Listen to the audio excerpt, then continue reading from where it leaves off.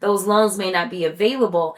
It's not the trans people that they went out blaming for everything that was bad. It's also not the immigrants that they went out blaming everything on. And it's definitely not the black folk. Black people, especially black women, are still putting our bodies on the front lines in the fight for an America that will continue to kick us no matter what we do. Right. The major beneficiary, when you have all of these people getting screwed from this government, the 70 some odd million Americans who use Medicaid, the 40 some odd million Americans who are on food stamps, it's not those people who are, to blame for any of this stuff. The money is going, we already know who's getting bloated defense contracts. We know that SpaceX is getting defense contracts. We know that Starlink Terminals is getting contracts. We know that Tesla is getting contracts. And so it's right in front of us, black and white, the numbers, when we see who's losing money out of all of this and who's gaining money out of all of this. And to your exact point, no, it is not the trans people who are to blame. It's not the black people who are to blame. It's not immigrants who are to blame. We can see in black and white who is benefiting from this presidency, and it's none of those people. It's the people at the top, the people who helped Donald Trump get to where he is right now. To that point, we should go where Republicans aren't. What should we do with regard to this town hall issue? Because clearly folks are agitating across the country. People want to talk to elected officials to find out what the fuck is going on. And if those Republicans aren't going to show up, what would you recommend Democrats do? I absolutely believe that we have to show up. And I think that this allows us to build a rapport with those constituents that belong to them. And it allows us to say... These are in Republican districts. In Republican districts. Yeah. I mean, it was funny because I was talking about this yesterday. And it was in like an actual meeting in my office. And someone wanted to ask, they were like, do you think that you can go into a Republican district? I absolutely do. Yeah. And I was explaining to him that actually when I go to rural America, they actually crave for me to come back more than anywhere else. And I talked about the relationship that I have with the Texas Farm Bureau and how anytime the Texas Farm Bureau was on the Hill, they were always coming to see me. And I knew that the vast majority of the people that were coming, that they weren't necessarily Democrats. But I just laid it out. And I don't think that there's anything partisan about food, or there shouldn't be anything partisan about food, right? Like, I may not grow it, but I definitely eat it. You know what I mean? And so, like, I would just talk to them about the facts. And I want our farmers to do well, because I don't want us to be relying upon a food supply that is coming from elsewhere. I want us to have, that is a matter of national security, right? So I want us to have farmers that are able to raise food right here in our country that is under our government's eye. For sure. It doesn't mean that I want to get rid of trade and things like that, because we do that as well. But definitely I want to make sure our farmers are good. And so having those real conversations and going into those areas, I remember we did a listening session in Waco, Texas, which isn't too far from Dallas. I show up. I'm the only black member that showed up to the listening session. And we did about 3 different events on that day.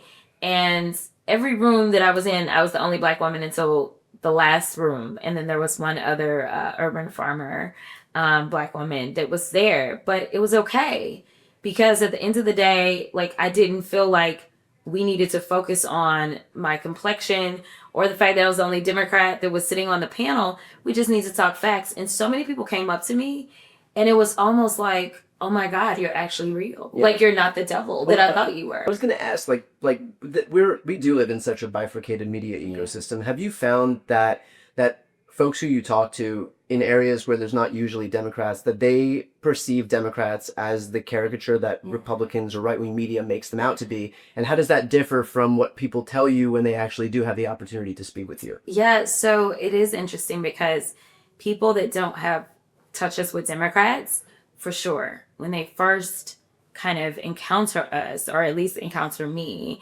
then they think of me differently than when they actually are given an opportunity to talk to me. Again, like, I bring up Texas Farm Bureau for a reason, just because I know a lot of their supporters are Republicans, but it doesn't matter when they come on the Hill. Like, I am always, and honestly, all the guards go down. I remember the very first reception that they did during their first like Hill Day, and I went, and like there was a woman who was so rude to me, and I was like, okay, and I just kind of brushed it off or whatever, and she didn't know me. Like, it was before a series of viral moments and that kind of stuff, but I was like this black woman Democrat, so that's all she knew. And she was incredibly rude. And after that, though, I never had a similar encounter with anyone because I think that I garnered a reputation. I mean, they've got pictures of me driving a tractor trailer in my district. Like, I think that the perception of me was completely different than what they ended up getting. And I think that's why Democrats should show up. I think that we should have been showing up a long time ago. During the Harris campaign, I was telling them, send me to rural America. And they were like, what? I was like, send me to rural America. Well, they sent me to rural Georgia. And I mean, everybody came out and like people were really excited that like, oh my gosh, you know, Jasmine Crockett's coming to rural Georgia, right? But it allowed me to be on the local news there so that those that maybe don't get a person like me on the local news could kind of see and hear from me and know that I lived in East Texas as well. I've lived in rural America. I practiced law in rural America. So like I know the struggles that exist out there from actually living in rural America as well as being someone who served on the ag committee. And so once they see that I'm able to talk the talk and that I understand the challenges, whether it's their hospital shutting down and me believing that your life expectancy should not be cut short just because of your zip code, because that's the thing that we run into in our big urban kind of centers. And so honestly, rural America and inner urban city, lower income areas actually share a lot in common when it comes down to SNAP benefits, right? Like me fighting for SNAP, that's not just for my district. It's more so for rural America than in my district because they use more SNAP benefits. So what I tell people all the time is that the fight that I'm waging, it's not just if somehow you go somewhere and you've got a D on the front of your name that you're going to get the benefits. Yeah. It benefits the vast majority. But if we're not talking to people, then we can't complain that they're not listening to us because we're not having a conversation. And I think this is a great chance and opportunity to show that we don't want to be a divided states of America, that we really do want to be united.